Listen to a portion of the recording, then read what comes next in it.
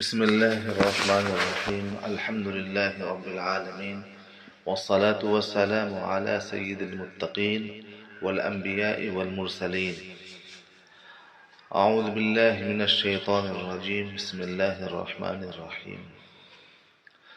قال الله تعالى في كتابه العظيم: إن الله لا يحب كل مختال فخور. آج کی گفتگو کا موضوع ہے متکبروں میں کبھی اتفاق نہیں ہوتا. اللہ تعالیٰ قرآن پاک میں خود ارشاد فرماتے ہیں کہ بلا شبہ اللہ تبارک و تعالی ظاہری طور پر فخر کرنے والا ہو یا باطنی طور پر، دونوں میں سے کسی کو اپنا محبوب نہیں بناتا. اس حوالے سے حضرت حکیم الامت رحمۃ اللہ علیہ نے اپنے ایک ملفوظ میں فرمایا کہ متکبروں میں کبھی اتفاق نہیں ہوتا.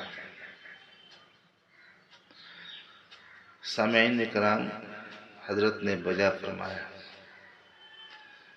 حضرت حکیم الامت تھے، امت کے نبض شناس تھے. آپ امت کے نبض شناس تھے. غور سے دیکھیے، اور تجربہ بھی شاہد ہے، مشاہدہ بھی شاہد ہے کہ جس جماعت میں ایک یا ایک سے زائد متکبر اور گھمنڈی شخص ہوگا، اس میں کبھی اتفاق نہیں ہوگا. اور ظاہر ہے جب اتفاق نہیں ہوگا تو انتشار کا ماحول پیدا ہوگا، اور ایک وقت آئے گا کہ انتشار جب زیادہ ہوگا تو جماعت ٹوٹ پھوٹ کا شکار ہو جائے گی، اور اس جماعت کا ضائع ہونا اور فیل ہونا طے ہے. اس لیے میں آپ حضرات سے گزارش کرتا ہوں کہ آپ میں سے جس کے گھر میں بھی یا جس کی جماعت میں بھی کوئی تکبر کرنے والا شخص موجود ہو، اس گھر کے ماحول کو تواضع میں بدلنے کی کوشش کرے، اس جماعت کو تواضع کی طرف لانے کی کوشش کرے. جماعت یا گھر کا کوئی ایک فرد ہو یا کئی افراد ہوں، جب تک تکبر کو چھوڑ کر تواضع کی صفت کو اختیار نہیں کریں گے، پرامن ماحول نہیں ہوگا اور نہ ہی اللہ کی رحمت ہوگی.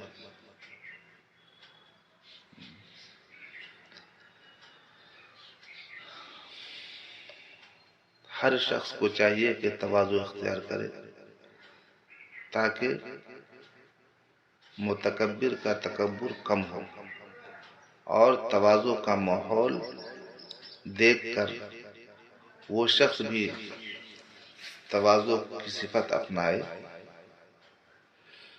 جو حد سے زیادہ تکبر کی بنا پر ماحول کو بگاڑتا ہے یا جو تکبر کو نہیں چھوڑنا چاہتا.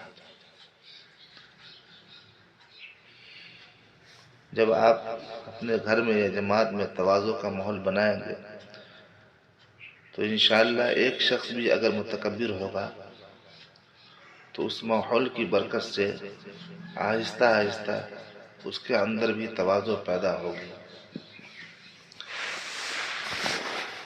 اور یہ مطلوب ہے کیونکہ تواضع پر ہی اللہ کی رحمت ہوتی ہے. تکبر کی صورت میں اللہ کی رحمت نہیں ہوتی. اس لیے تواضع کے ماحول کو اپنانے کی کوشش کریں، پیدا کرنے کی کوشش کریں، اور اس کے اوپر پورا دھیان ہے.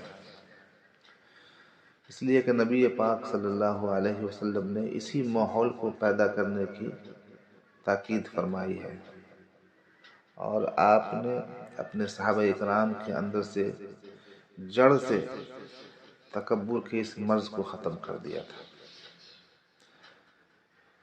کوئی بھی عمل کرو اللہ کی رضا کے لیے کرو، انشاءاللہ تواضع پیدا ہو جائے گی۔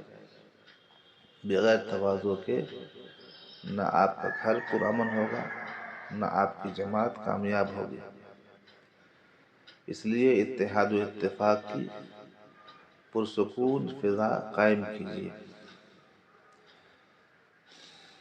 جس گھر میں یا جماعت میں اتحاد و اتفاق کی پرسکون فضا قائم ہوگی، اس جماعت اور گھر میں اللہ کی رحمتوں کا نزول شروع ہو جائے گا۔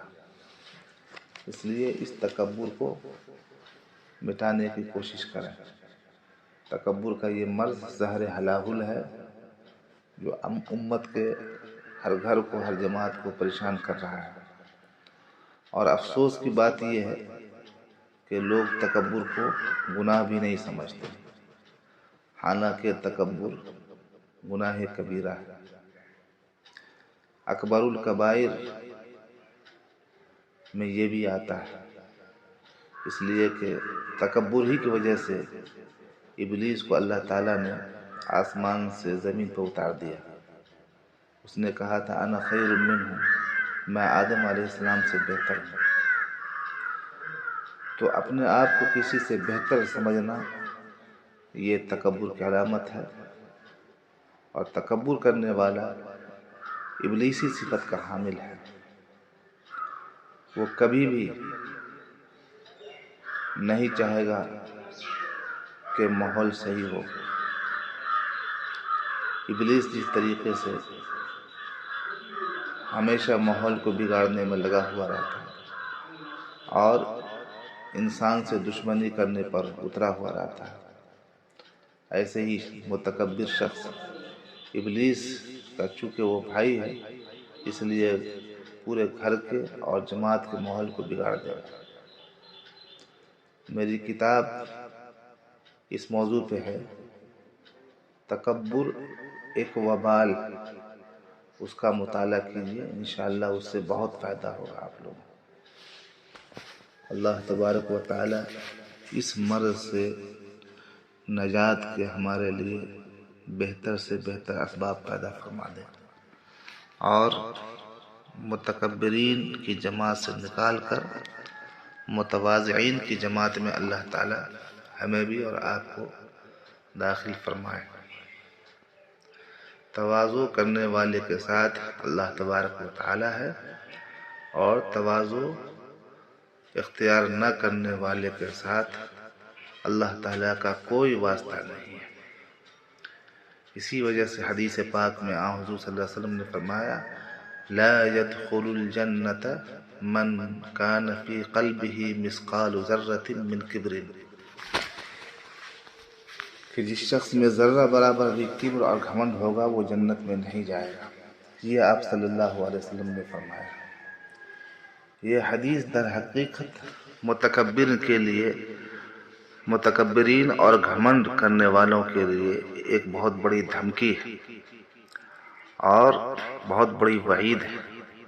وعید دھمکی کو ہی بولتے ہیں، اور پیغمبر کی طرف سے دھمکی ہونا یہ کوئی معمولی بات نہیں۔ پیغمبر کی دھمکی عذاب سے کم نہیں ہے۔ اس لیے ہمیں اس مرض کو اپنے اندر سے زائل کرنا چاہیے، اور اس سے بچنے کے لیے ہر ممکن کوشش کرنا چاہیے۔ تکبر سے بچنے کا طریقہ یہ ہے کہ اہل تواضع کی صفت کو اختیار کیا جائے، ان کی صفات کو اپنایا جائے، اور ان کی صحبت سے فیض اٹھایا جائے۔ اللہ تبارک و تعالی ہمارے اندر صفات حمیدہ پیدا فرما دے، اور صفات رذیلہ سے ہم سبوں کی نجات عطا فرما۔ آمین۔ وصلی اللہ وسلم علی سیدنا محمد وعلی آلہ وصحبہ اجمعین برحمتک یا ارحم الراحمین۔